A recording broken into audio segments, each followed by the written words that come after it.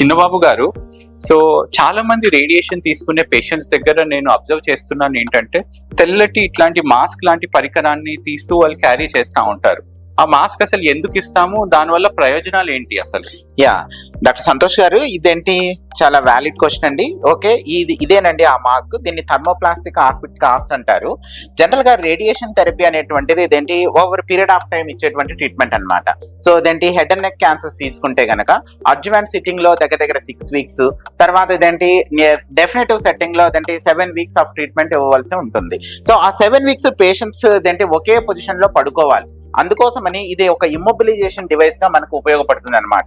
So ఇదేంటి ఇదే position లో పేషెంట్ పడుకొని ఈ కాస్ట్ ని ఫిట్ చేసేసిన తర్వాత, సో దట్ ఇదేంటి వీళ్ళు అజ్యూమ్ దట్ ఇదంటే సేమ్ పొజిషన్ లో పడుకున్నాడు అని.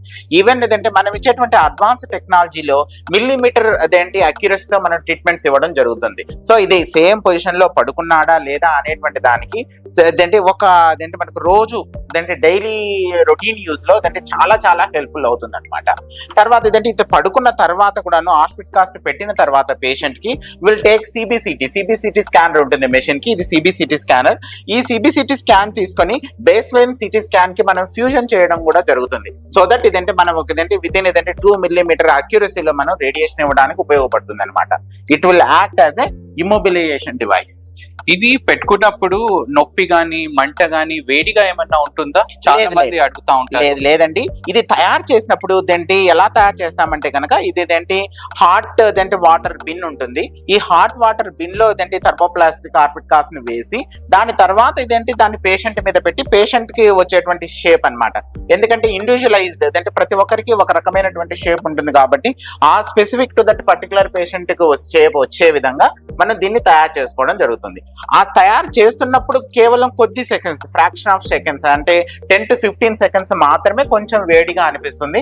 దాని తర్వాత ఎటువంటి డిస్కంఫర్ట్ ఉండదు.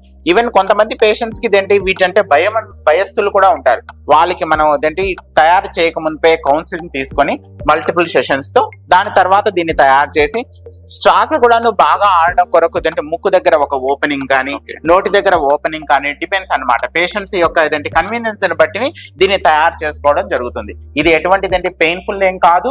దాని తర్వాత దీని వల్ల వేడి కూడాను కలగదు. సో పేషెంట్స్ కంఫర్టబుల్ గా దీని లోపల పడుకోవచ్చు, ఆరామ్స్ ఈవెన్ నిద్రపోవచ్చు కూడాను. సో చాలా మంచి పాయింట్ చెప్పారండి.